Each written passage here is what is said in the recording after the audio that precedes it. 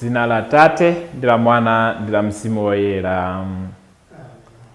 Ambuye akhale nanu.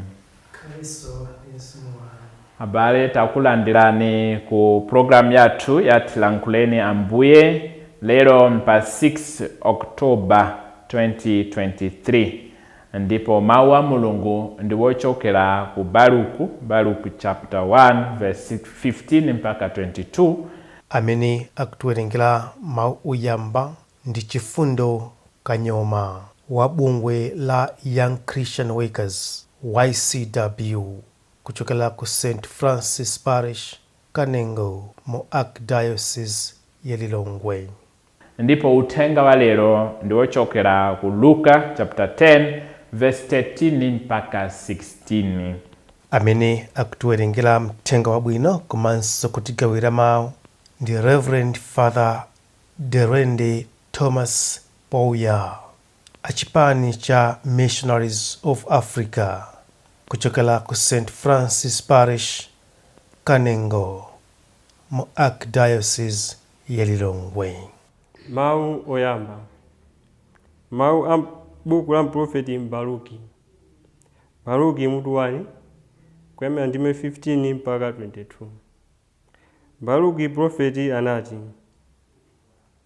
Ambuye Mulungu wathu ngolungama, koma ife lero manyazi atigwira.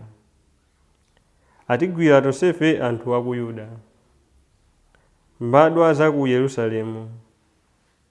Agwira mafumu athu ndi akalonga athu, ansembe athu, aneneri athu ndiponso makolo athu.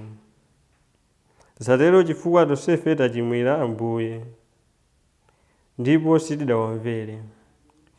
Sitidawamvere Ambuye Mulungu wathu, sitidasate malamulo amene iwo adatipatsa, kuyambira tsiku limene Ambuye adatulutsa makolo athu m'dziko la Igupto mpaka lero lino. Sitidamvere Ambuye Mulungu wathu, ndipo sitidasate mawu awo. Chifukwa chake mpaka lero mavuto ndi matemberero akhala akutigwera, monga momwe Ambuye adanenera kudzera mwa Mose mtumiki wawo, tsiku limene adatulutsa makolo athu ku Igupto kuti atipatse dziko la mwana alirenji. Zoonadi, tidakana kusata mawu a Ambuye Mulungu wathu, amene adalankhula kudzera mwa mneneri amene adatuma kwa ife. Koma aliyense asata zofuna mtima wake woyipa, pakutumikira milungu ina ndi kuchita zoyipa pamaso pa Ambuye Mulungu wathu. Mawu a Ambuye. Tithokoze Mulungu. Ambuye akhale nanu. Akhalenso ndi mzimu wanu. Mawu a mthenga wabwino monga adalembera Luka woyera. Ulemu kwa inu Ambuye. Luka mutu 10 ndime ya 13 mpaka 16. Pa nthawi yomweyo Yesu adati: Uli ndi tsoka iwe Korazini, uli ndi tsoka iwe Betsaida, chifukwa za mphamvu zimene zidachitika mwa inu achikhala zidachitikira ku Tiro ndi ku Sidoni, bwenzi anthu ake atavala kale ziguduli nkuzitira phulusa, kuonetsa kuti atembenukadi mtima. Koma pa tsiku la chiweruzo Mulungu adzachitako chifundo polanga Tiro ndi Sidoni koposa polanga inu. Ndipo iwe Kapernao, kodi ukuyesa kuti adzakukweza mpaka kumwamba? Yayi, adzakutsitsa mpaka kumalo a anthu akufa. Yesu adawuza anthu 72 aja kuti: Wokumverani inu akumvera ine amene, wokukanani inu akukana ine amene, ndipo wondikana ine akukananso Atate amene adandituma. Mthenga wa Ambuye. Ulemu kwa inu Ambuye Yesu Kristu. Kuzera mu mawu a Mulungu tikuzindikira kuti nthawi zina mavuto amakhala ndi phindu. Nthawi ya coronavirus alipo ambiri amene adayamba kulalika kuti zimene zinatigwera ndi chifukwa cha machimo athu. Ndipo Mkhristu wina anandifunsa kuti kodi bambo mukuganiza ngati amenewa kuti ndi machimo athu amene anatigwesera mavuto amenewa? Ine ndinayankha kuti sindikuziwa, chifukwa sindikuziwa zimene zili mu mtima wa Mulungu, mu maganizo a Mulungu. Koma ngakhale zimene tikudutsamo zikhale malipiro a machimo athu kapena zikhale mavuto achabe, ndi zinthu zoti zingatithandiza kusinkhasinkha za ubale wathu ndi Mulungu. Ndipo mu moyo wathu, monga momwe adachitira Baruku mprofeti, iye adayesa kuti aone mavuto awo ndi mmene amachitira mu moyo wawo, kuti kodi si chifukwa choti tasiya malamulo a Mulungu, si kuti zimene Mulungu anafuna kuti tichite tazisiya, mwina ndi chifukwa cha machimo athu.